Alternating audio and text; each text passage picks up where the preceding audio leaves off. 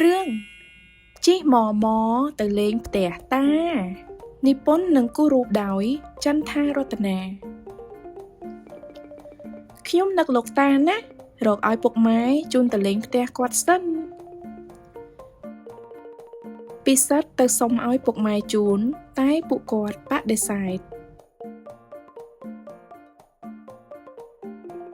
À tật ní bục máy rồi ná Cha mà tật kroi từ côn Bốc, mai, à tật krao dù ná Con xong tơ mình nè anh ban tế Pisat mình sắp bài chật Ta con mình khai tế Plei ngay hay bị bạ tiết phong Cha máy rô kê ao chun tơ Mình ai tế bốc mai Con ai tơ mình nè anh ban La la la bóng bay yê La la Trong À bia mà tám Rột kịch bia sắt Pisat khom rột kịch Apil khom rột tam Pisat rột tới chuen tới đám Apil rột tới chuen tới đám đáy Rồi hột hot riêng khuôn Hot nè Tới btế với nhà Apil Btế lục ta chứ ngay nè Apil mình prom tới btế Pisat oi vía tới chì mùi Pisat đá mình đá Oi nôm Apil xí mình đá Oi lươn Apil nâng chạp tới đó btế lục ta Ha Bắt Apil tên nè Apil Apil Apilកំពុងពំខ្សែអាថ្នោតដើរសំដៅមករកពិសិដ្ឋចុងតិចអាពីលវានាំអាថ្នោតមកតាមខ្ញុំដែរទៅ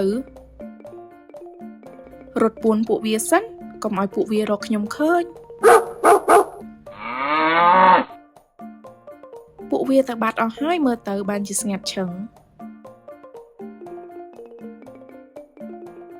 ពិសិដ្ឋងើបប្រុងនឹងដើរចេញទៅស្រាប់តែ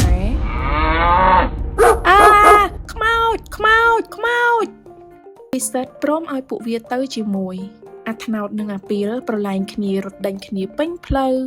អាពីលអាថ្នោតឈប់ភ្លាមដើរឲ្យស្ងៀមអាពីលខំគ្នាជាមួយឆ្កែតាមផ្លូវពិសិដ្ឋខាត់អាពីលងាកមកវិញហាចុះបានអាថ្នោតទៅណា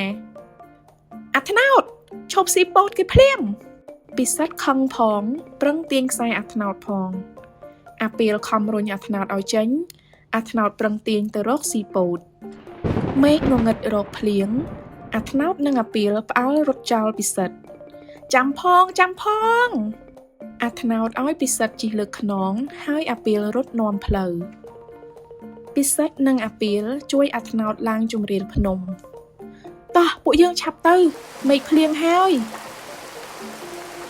ប្រឹងឡើងអាថ្នោតឆ្លងផុតភ្នំនេះដល់ផ្ទះលោកតាខ្ញុំហើយប្រឹងទប់ខ្លួនឲ្យជាប់ណា